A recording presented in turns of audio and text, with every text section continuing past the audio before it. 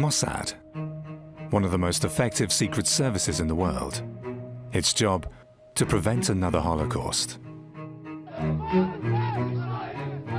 You cannot have a true reading of the history of Israel, the history of the whole world, without understanding the secret history of its intelligence services. Mossad licensed to spy, to manipulate, and to kill. Hezbollah commander was killed in a bomb attack. Assassination of a leading Iranian nuclear scientist. Mossad impacts global politics with spectacular operations. Mossad has been involved in every major incident in this region for the past 50 years. Mossad, feared, powerful, controversial.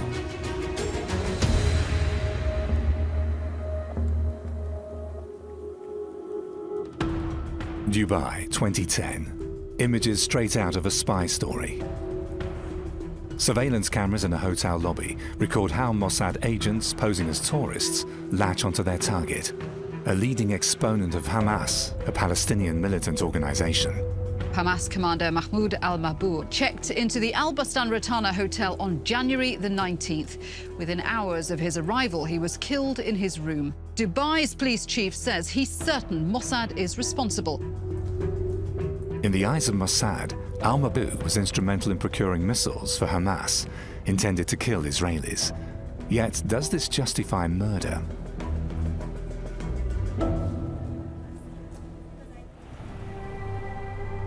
Operations like the one in Dubai are in line with Israel's strategy of self-defense. Since its founding days, the Jewish state has fought several wars against neighbors who have denied its right to exist. In this fight for survival, Mossad is tasked with waging an invisible war. Clandestine surveillance, assassinations, sabotage. When you have the horrors of the Holocaust and the current security challenges, which are perceived as existential, your mindset is left with one choice: rise and kill first. And the ones who are keeping you safe, risking their own lives, are the people from the Mossad and the rest of the Israeli intelligence. The operation in Dubai is only partly successful. The liquidation of Mabhouh may have gone according to plan, yet Mossad is publicly exposed. Its agents barely managed to get out of Dubai. Mossad denies any involvement, albeit rather half-heartedly. Looks like whoever planned it did a good enough job and took that into account. It excites the imagination, don't you think? The Israeli government, too, leaves room for speculation. There's no confirmation, no denial. I think that you saw too many movies about James Bond, and I prefer you to see more movies, more serious movies. Thank you. However, even the near failure in Dubai transmits a strong signal. I think it sent out a broader message that Israel had a long reach and it would do what it felt was necessary in order to ensure the security of the State of Israel and the citizens of the State of Israel. Every action ascribed to Mossad, whether rightly or wrongly, enlarges its myth and thereby helps to protect Israel. The legend of Mossad as an all-powerful arm is carefully cultivated with a view to deterring any potential enemy. The conspiracy outlook is very much deeply embedded within the Arab world. Time and again you see these aspects of glorification, demonization, using it for inner political purposes. I don't know if it will surprise you, but there are many people in the Arab world who seriously argue that Mossad was beyond 9/11. The Israeli intelligence did not aim to create a myth.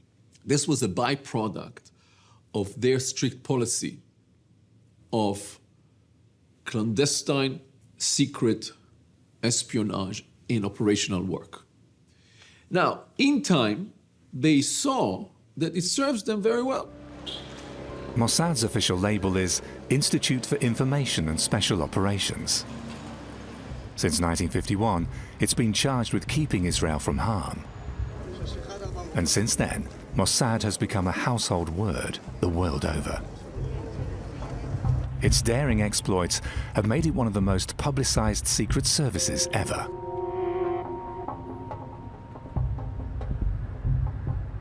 According to estimates, however, Mossad employs merely 3,000 people, a tiny establishment compared to the CIA, which can call on up to 23,000 operatives. Yet in terms of demography, Mossad is a giant. When comparing the size of the two countries' respective populations, it's about 5 times bigger than the CIA. Today, Israel invests considerably in Mossad. Yet the value of well-aimed, discreet measures of protection was recognized at an early stage.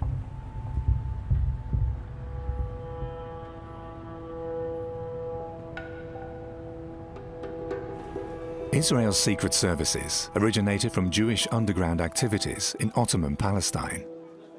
At the end of the 19th century, the first Jewish immigrants from Europe set foot on the land of their forefathers, then under Turkish rule. In 1917, during the First World War, British troops oust their Turkish opponents. The government in London pledges to create a Jewish state after the war. Yet 1 year before, the Arabs too had been promised a state of their own. Decades of conflict will follow. By then, the Jewish community has acquired considerable stretches of land in Palestine. Their settlements come under attack by outraged Arabs. A clandestine movement is formed to strike back and to prepare for the formation of a Jewish state.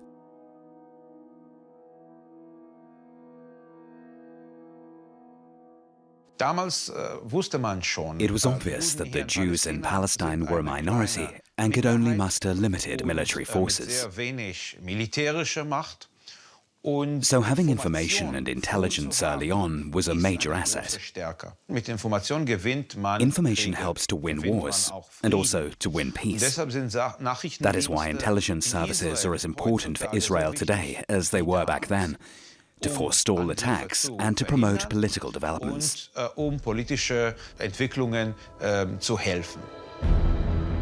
The Jewish underground organization Haganah soon operates a net of informers among Arabs and Britons alike. But Haganah also smuggles guns into Palestine, as well as Jewish immigrants from Europe who are fleeing the Nazis. Britain, as the mandatory power, restricts immigration to Palestine, attempting to pacify the Arabs. Yet ever more Jews from Hitler's Europe seek refuge in the Middle East. A good many Mossad agents learn their trade in the ranks of Haganah. One of these veterans is Shmuel Goren. We went and threw a Molotov bottle to an Arab in Haifa, and we were caught by the police. And they found in my pocket a pistol. I was jailed 3 days in the British in a police station. The British authorities decide to put the squeeze on Haganah. Raids on suspected gun caches are mounted with ever-increasing frequency. Yet now, Jewish infiltration of the security forces pays off. And then came somebody and told us that if the British sergeant will ask you, what are you doing here, you just tell him that you don't know. We were caught in the street, and the sergeant was operated by the Haganah because they gave him money, or maybe I think that his wife was Jewish. I don't remember the reason, but he worked for us, and he saved us. So this was my first experience in this kind of business. With the end of World War II, the situation in Palestine takes a turn for the worse. Hundreds of thousands of Holocaust survivors are looking for a safe haven. Great Britain refuses to suspend the restrictions on immigration. In view of this, Jewish activists are determined more than ever to fight for an independent Jewish state, capable of offering protection to their kin. Radical splinter groups target British institutions. One of their leaders is Menachem Begin, a future Prime Minister of Israel. They blow up the King David Hotel in Jerusalem, the seat of the British administrative headquarters. 91 people die.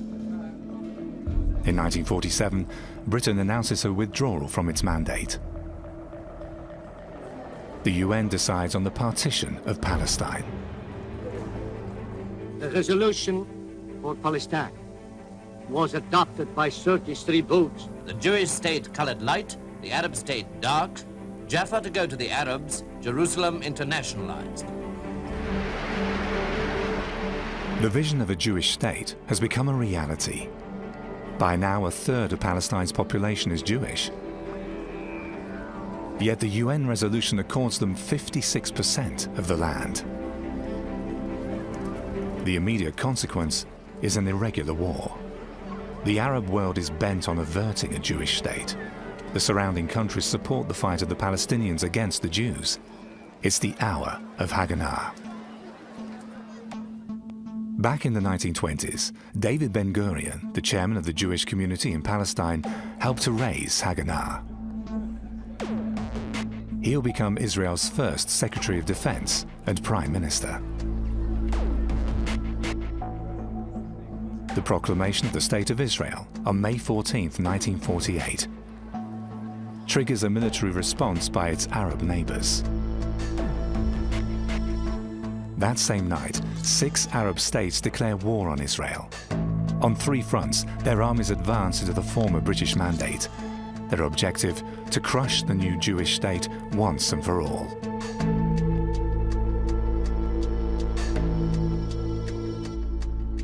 In terms of troop strength and equipment, the Arab alliance is vastly superior to the Israeli forces. Their soldiers have yet to learn the rules of conventional warfare. But the former underground fighters are well organized and highly motivated. The young men and women of Haganah know exactly how to achieve maximum effects by limited means. When Israel was declared in 1948, the population was around 650,000. Demographically, it was very small compared to the surrounding Arab states. And Ben-Gurion, as I say, was very, very keen to ensure that intelligence becomes a force multiplier for a state which was resource poor and relatively weak. Not just in forewarning, but equally in carrying out operations which strategically can benefit the newborn states. Their strength lies in collecting and evaluating intelligence, and they have a clearly defined aim. As for their enemies, it's quite the opposite. The Arab rulers are, above all else, determined to look after their own interests first. In July 1949, Israel has won its first war against its neighbors.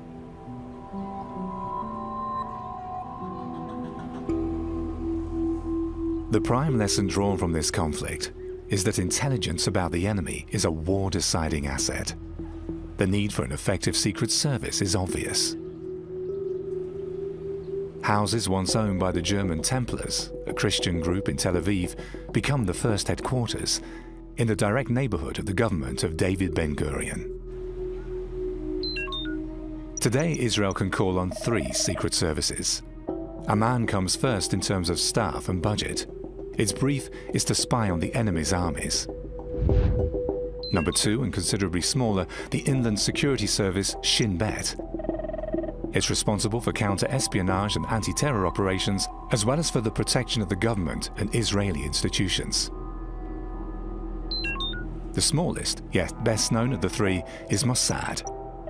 It's tasked with secret activities abroad, with a view to protecting not only the citizens of Israel, but Jews throughout the world. Their early years are marked by intense pressure. Rapid expansion calls for much improvisation. Among the first operatives, former underground fighters like Shmuel Goren. We didn't have the faintest idea. There was no one to tell us how to run this sort of thing. Nevertheless, we had to adjust to the new situation and organize everything from scratch, since there were so many challenges at the same time. There was war and there was terror. Right from the start, Israel's spies are not only tasked with collecting intelligence, but also with conducting special operations. It's a strategy derived from irregular warfare, to weaken the enemy without risking open confrontation. The Jewish state must conserve its resources. Mossad becomes the spearhead of this policy. Issa Harel, head of Mossad since 1952, even begins to recruit former radical underground fighters who were declared enemies of David Ben-Gurion. Issa Harel wanted to curb extremist influence on internal politics. That's why he devised the idea to bring them into Mossad, to offer them a job that would allow them a proper existence, as well as to keep them from becoming politically active. And of course, to tap into their special talents. Some of them were tough killers with experience in terrorism and assassinations. David Ben-Gurion intends to build a democracy along Western models. Yet the feeling of constant threat soon calls for compromises. Ben-Gurion spoke about democracy, but he was not such a, I would say, an executioner of democracy. And so when establishing the intelligence community, he insisted on 100% secrecy, not even pronouncing the names of the organization, so not acknowledging their existence. If you do not acknowledge the existence, you don't need to obey any rules. The state of emergency declared by Ben-Gurion in 1948 is still in effect. For the Israeli forces and Mossad, this means walking a tightrope, to act in accordance with democratic rules and the law, and to effectively safeguard the security of the state at the same time.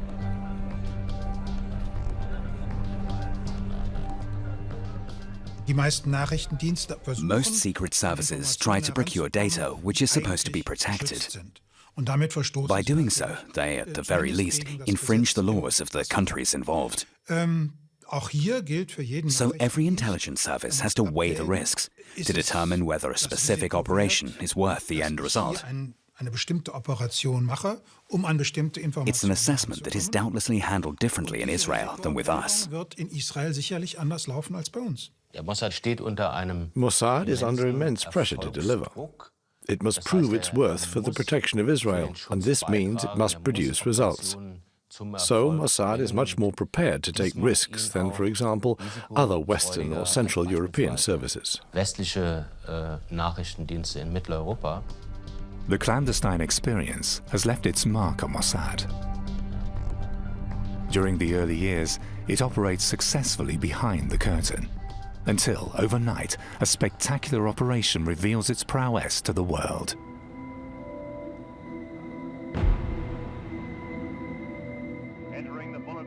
Jerusalem, 1961. The trial of the man who managed the Holocaust, Adolf Eichmann. The year before, Mossad agents kidnapped the former SS man in Argentina, a sensational coup.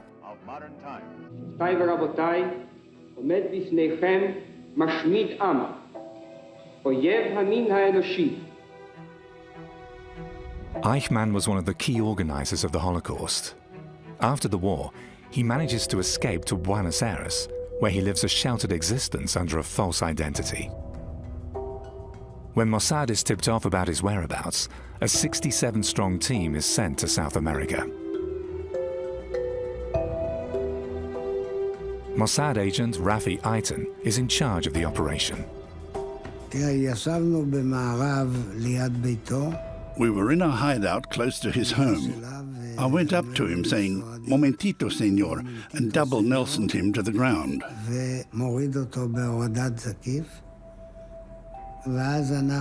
Then we pushed him into the car. Our first question was, "What's your name?" "Ricardo Clement," he replied. That was the name by which he lived in Argentina. A few seconds later, he said, "I've been expecting this moment day and night. I knew you Israelis would find me someday."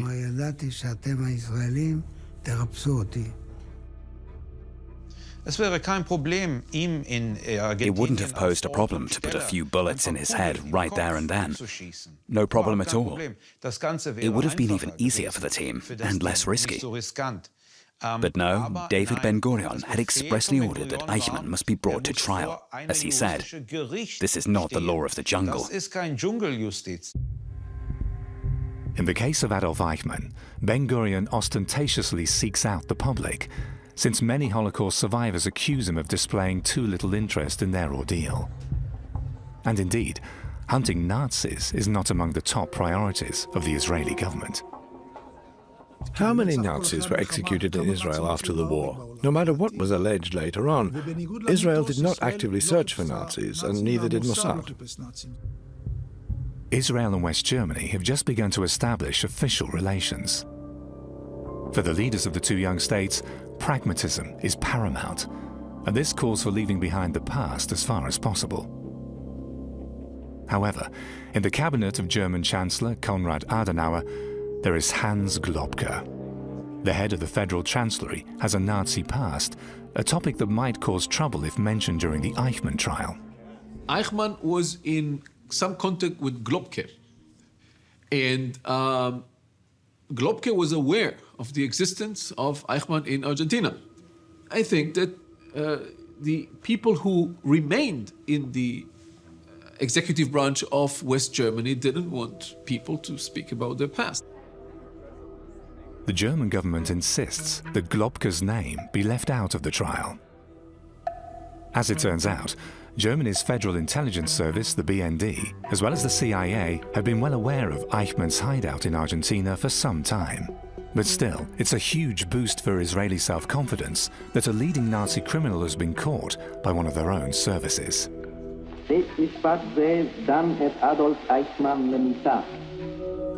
The capture of Adolf Eichmann is still counted among Mossad's greatest achievements, even given the fact that Mossad director Ha'el had been informed of Eichmann's whereabouts several years earlier.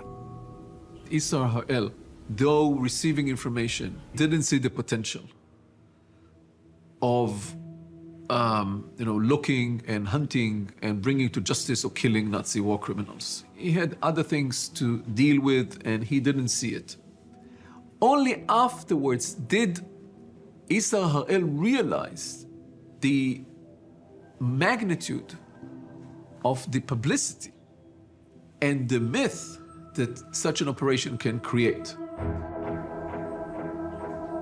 The Eichmann trial makes headlines throughout the world. To Mossad, it becomes the foundation of its myth, telling Israel's enemies, our agents may strike anywhere. It made us proud of ourselves. We, the Jews, had shown to the world. You tried to annihilate us, and now what? We are here. The Jewish people lives and exists. After Eichmann, only one other Nazi criminal is apprehended by Mossad.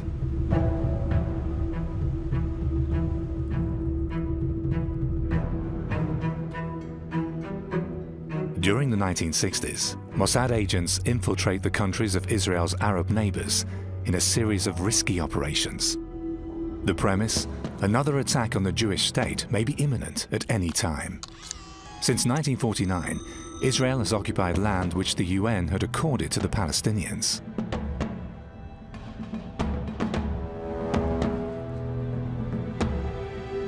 Using sophisticated cover stories, Mossad agents managed to get access to the highest circles of their Arab enemies. From there, they recruit further agents and informers, often voluntarily supported by the residents of the local Jewish communities. At Mossad headquarters in Tel Aviv, agents are briefed about operations abroad. Potential recruits are comparatively easy to find. Israel is full of immigrants who've left the countries of their origin only recently. Immigrants coming to Israel from all over the world. And in this sense, it was easy to take someone who comes from Germany or from Egypt and send him back to Germany or to Egypt or wherever it is. He is typical. So getting agents undercover was very easy for the Mossad. The State of Israel offers protection to those who feel threatened in the countries of their birth. Driven by idealism, many immigrants are willing to serve Mossad and their new homeland.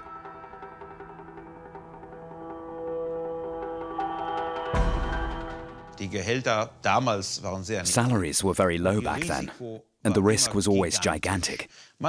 Every agent knew that an arrest would lead to extensive torture and painful death. In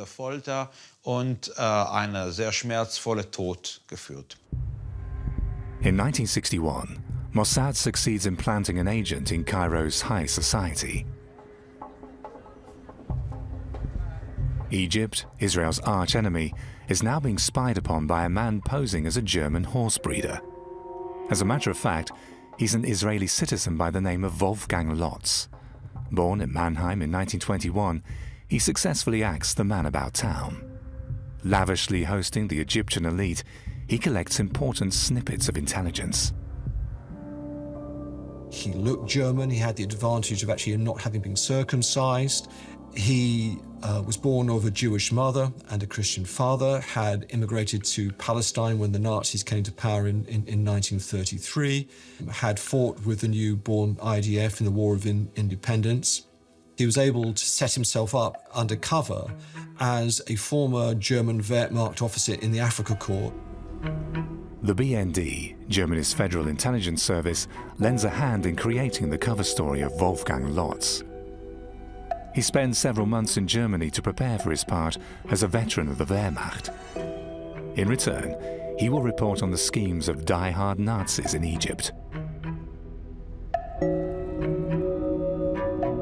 Should the Egyptians smell a rat, the BND would help by maintaining the charade of Lotz being a German agent. And indeed, when Lotz is arrested in 1965, the deal between Mossad and the BND saves his life. Even after his cover was blown, his real identity was closely shielded by both services, which in turn led to an extremely mild sentence for espionage and some other criminal activities in Egypt. And so, quite soon, Lotz was shunted off to Germany. Extrem milde Strafe erhielt und relativ bald in die Bundesrepublik abgeschoben wurde. As an allegedly German spy, Lotz is merely sentenced to life. In 1972, he tells his story to the press, thereby adding further to the myth around Mossad. If you have to take on the identity of another person and live this identity day in, day out, then you become this person, right into your thoughts and dreams. If you don't manage this, you're not suited for the part.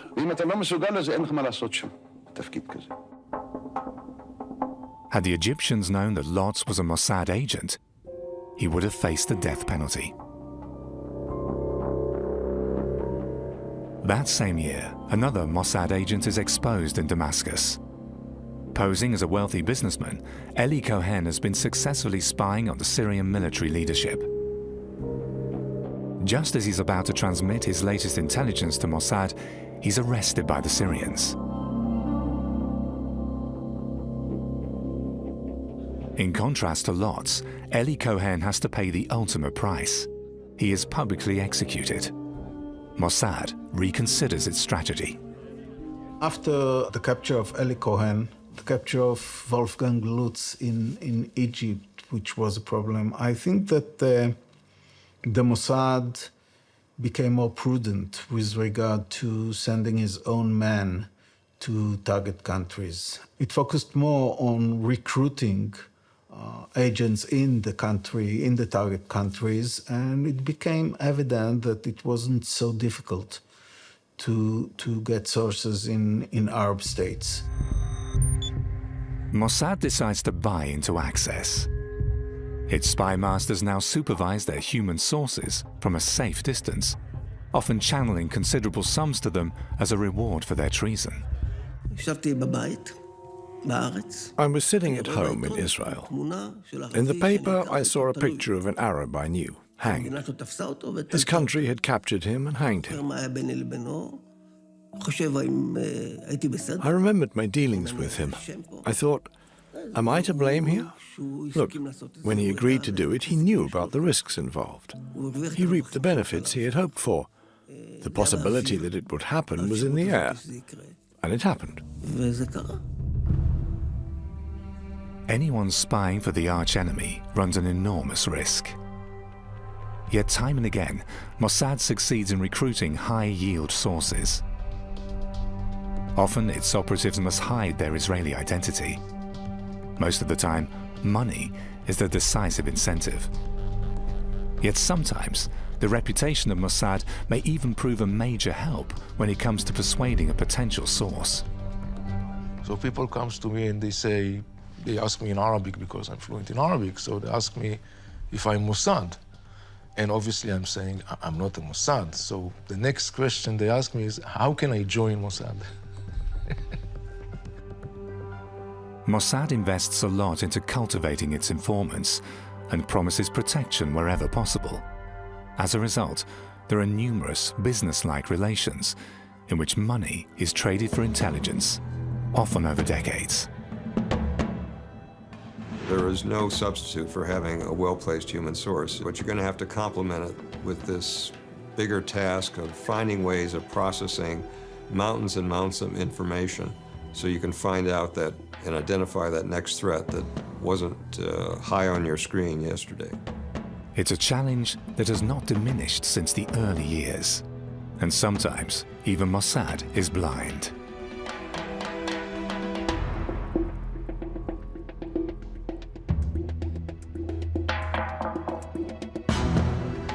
As in the summer of 1962, when Israel comes under a threat which Mossad had not foreseen. Egypt's President Gamal Abdel Nasser proudly presents his new missiles. His aim is to unite the Arab countries against the Jewish state. Nasser claims that his rockets are capable of reaching Israel. It's a shock for Mossad. Its agent, Wolfgang Lotz, had not reported on any dramatic progress in the Egyptian missile program.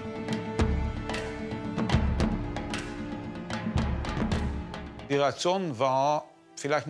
reaction may not have been outright panic, but it wasn't far from that. The Egyptian government and Nasser were boasting day in, day out, "We will chase the Jews back into the sea." What's particularly sensitive, NASA's missile program relies heavily on German experts who've been involved in the development of Hitler's V-2 rockets. In Egypt, their Nazi past doesn't speak against them. In the first decades after the foundation of Israel, fear of another Holocaust still looms large. Mossad must act to stop NASA's rocket program. We must view the situation through the eyes of the Israelis back then, a few years after the Holocaust. All of a sudden, there are these Nazi scientists from the rocket testing range in Peenemünde, the V1 and V2 projects, who had used concentration camp inmates for their work. And now they're working for the Egyptians. Heinz Krug, a German lawyer and arms dealer, is part of the setup in Egypt. His brief is to take care of the logistics of the project. In the early 60s, he left Germany and settled in Cairo, bringing his family along, as have a good few old comrades from the Nazi era. Overall, 35 Germans are working for NASA's missile program. This was in no way a hush-hush affair of some people secretly passing over to Egypt to build rockets there. Those involved spoke quite openly about it, and were even proud of it. And nobody told us you're not allowed to mention what Dad's up to. Definitely not. The German government, too, knows about the presence of its citizens in Cairo. Mossad agent Wolfgang Lotz even rubbed shoulders with them. They had some knowledge about the missile project, but the truth was that all the different bits and pieces did not create an intelligence picture. And this is why they have done nothing, because they didn't realize that it happens. It was a huge intelligence fiasco. Mossad soon finds out that NASA's missile program won't get far without the Germans' expertise. Key figures of the program are targeted with parcel bombs. They kill 5 Egyptian workers. A German secretary, Hannelore Wende, loses her eyesight.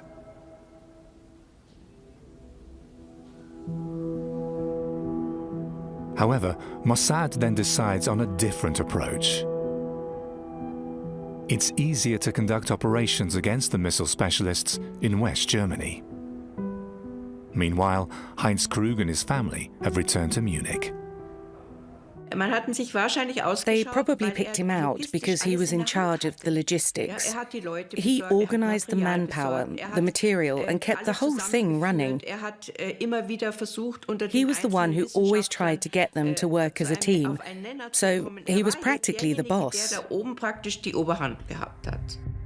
On the morning of September 23, 1962, Heinz Krug leaves the family flat for his office. It's the last time his daughter Beate will ever see her dad. Her mother later told her that he'd received threats. What had happened? According to a Mossad agent, the scheme ran as follows. He had lured Krug into a trap using the cover of an Egyptian businessman. Together with some fellow agents, he had overwhelmed Krug and abducted him to Israel, where, so the story goes, Krug had been subjected to extensive interrogation. At the same time, Mossad had tried to put the blame on the Egyptians.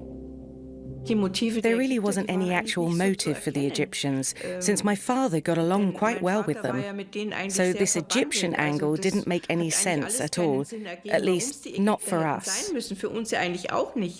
Later on, it became ever clearer that, like it or not, everything pointed to Israel, where they denied it, of course, in the beginning. Beate Zoller and her brother look into it for themselves once they are old enough. They publish a book on their findings about the disappearance of their father. Officially, the case of Heinz Krug has never been solved. And it seems it was not only Mossad with a vested interest in keeping matters this way. We were sitting at the dinner table when the bell rang. There were 2 gentlemen who, according to their service cards, were German Federal Intelligence men. They told us to refrain from digging up all sorts of things and to stop chasing phantoms, that I should rather keep a low profile. Since then, several versions of Heinz Krug's disappearance have turned up. According to the latest research from Israel, Krug was finally killed by Mossad after a series of interrogations. Yet even the most drastic measures cannot stop the missile program. In May 1964, Mossad sniffs a new opportunity. Former SS man Otto Skorzeny could prove to be a top-level informant, since he has direct access to the leading figures of the rocket program. Skorzeny is one of the most prominent old Nazis still alive. Enjoying the protection of fascist dictator Francisco Franco, he leads the good life in Spain.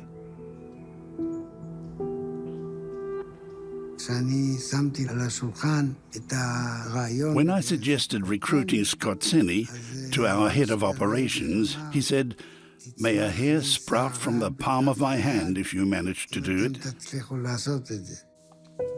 As you probably know, there have been some recent news stories that the people who kidnapped Eichmann are also looking for you. They can come and I will receive them duly. How do you mean duly? Oh, how they deserve it. Otto Skorzeny doesn't seem to be worried. And why should he be? Since he has struck a deal with Mossad.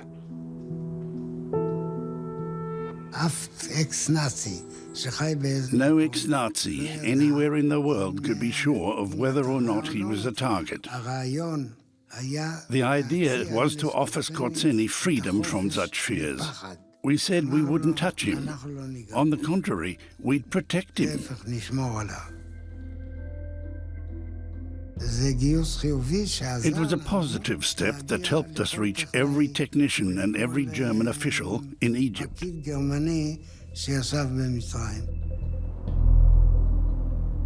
Skorzeni's contacts plus diplomatic pressure on the German government pay off. One after another, the German scientists leave Egypt. By 1965, NASA's missile program has come to a halt. Yet the fight for the Holy Land merely enters a new phase. The missile threat may have been eliminated, but NASA has found a new and potent supporter.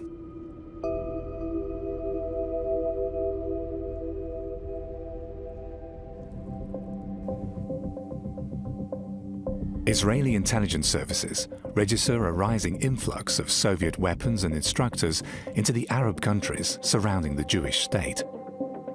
The conflict between East and West dominates politics the world over. Moscow is hell-bent on getting a foothold in the Middle East with a view to weakening NATO's southern flank. It was in the U.S. interest to keep the Soviet influence at bay in the Third World, in Africa, and in the Middle East. And it was obviously in Israel's interest. Israel was a great ally for the United States as the Cold War went on, because as the United States and the Soviet Union jockeyed for power, they picked up local allies. For Mossad, it's an opportunity not to be missed. Its intelligence output might prove a considerable asset for the Americans. If the Western superpower decides to enter the Middle Eastern arena, it must link up with Israel, which includes Mossad, with its discrete channels into the Arab world.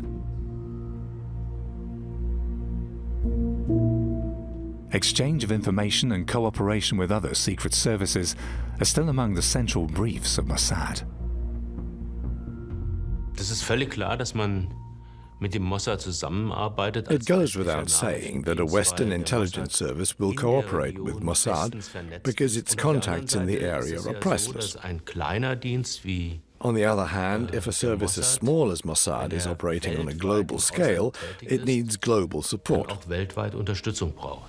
And this is what German federal intelligence could provide, albeit mostly on a logistical level. And so, for a considerable time, German and American agents can move freely in Arab countries. Their intelligence, in turn, sometimes proves invaluable for Israel. What one has to prepare for is very relentless, aggressive efforts to elicit information. But they're just doing their job. If you're going to have a lunch with someone from Mossad, don't just expect to have a pleasant meal. Expect to be pressed and pressed again in ways that would increase their chances of getting some useful information.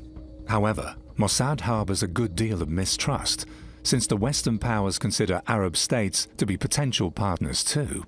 Es ist natürlich auch immer eine Funktion von Nachrichtendiensten. Any intelligence service will try to project its own image when dealing with partners, or even with enemies, in a way that will best serve its own interests.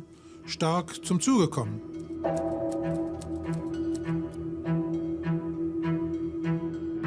When Ben-Gurion seeks the cooperation of American secret services in 1951, he still does so cap in hand. The Americans are skeptical concerning Israel's position in the Cold War. Many of its citizens are immigrants from the Eastern Bloc, and Ben-Gurion is the head of a socialist party. The Americans never quite understood what a kibbutz is. To them, it sounded like a Soviet kolkhoz. So the CIA, during the Cold War, didn't really favor Israel as a potential partner. James Angleton, the man responsible for special operations within the CIA, proves a decisive influence on American-Israeli intelligence relations. Into this situation where the Israelis were looking for friends came James Angleton. And he actually knew some of these Israeli intelligence operatives from the war. Due to the influence of the Holocaust in particular, Angleton had gone from being and really an anti-Semite to being a dedicated Zionist. He, in a pinch, he defended Israeli interests in American discussions at all times. And the Israelis returned the favor. Then, in 1956, an opportunity shows up that will considerably enhance relations with the CIA. In Warsaw, Viktor Grajewski, a Polish Jew, stumbles onto a well-kept secret. He hands over his findings to the Israelis.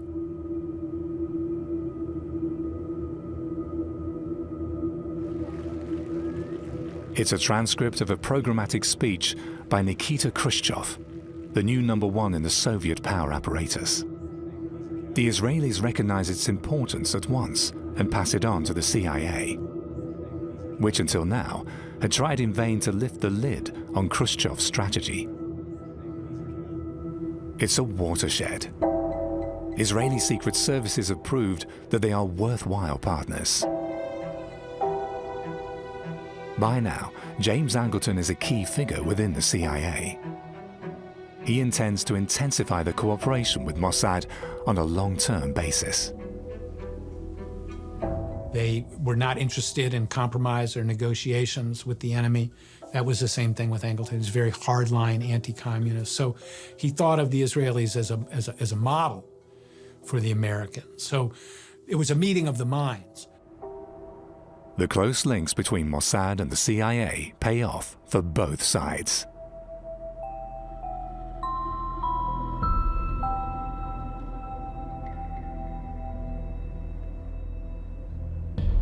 In the mid-60s, the Soviets' growing influence in the Middle East begins to pose a definite threat for Israel. The delivery of modern combat jets to surrounding Arab states is cause for alarm. The MiG-21 has a reputation for speed and maneuverability, on a par with the latest Western-built jets. Not only NATO intelligence is eager to learn more about its capabilities, at Mossad, they devise a plan. The scheme: to find an Arab pilot willing to defect and fly his plane to Israel. Once there, it could be evaluated in more detail. Using its channels into the Arab world, Mossad finally produces a prospective candidate. Munir Redfer is a fighter pilot with the Iraqi Air Force. He was an Assyrian Christian, and because of that, it was clear that he wouldn't be promoted any higher than his present rank. So, he was frustrated and angry. Our people knew exactly how to play him. He was offered money too.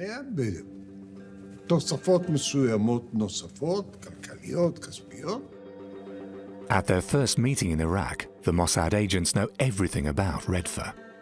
Carefully, they begin testing the water with him. I asked him, did you ever think of defecting with a plane?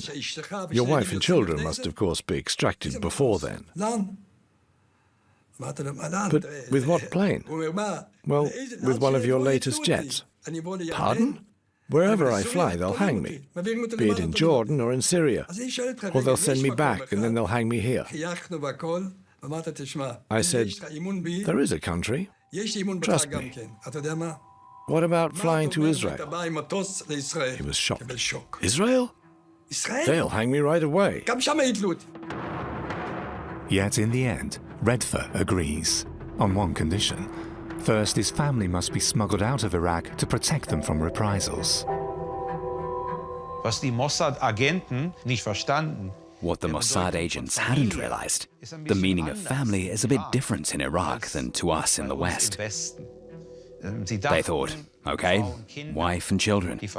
They hadn't reckoned with 32 people, nephews, nieces, cousins, and so on. They all had to be extracted by a secret operation. By midsummer 1966, everything is settled. Redfer peels off during a training flight and steers his fully armed plane on a low-level run to Israel. The risky scheme proves an outstanding success. For the first time, a MiG-21 is in Western hands. Other secret services stand in line to partake in the results of Operation Diamond. The Americans were the first because at that time we had a very vital interest to strengthen our relations with the Americans. The Germans, the Italians, the French, and the British sent here representatives. So that was also for us a start of close cooperation with the West. After Operation Diamond, Mossad is finally established as a major player in the Western intelligence community. 12 months later, the benefits become even more obvious. During the Six-Day War, Israeli pilots make full use of the evaluation of Red Far's MiG. The kill ratio against their Arab opponents is 5-1.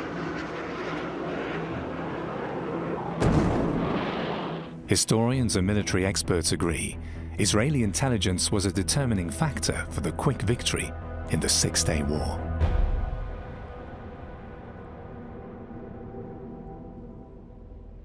The Six-Day War changed everything. It changed Israeli society, it changed the Arab world. That created or amplified the myth of Israeli intelligence, created or amplified the myth and the legend of the strength of Israel, but also projected on the Israeli sense of self-security. After the Six-Day War, Israel controls almost 4 times as much territory than that accorded by the UN in 1947.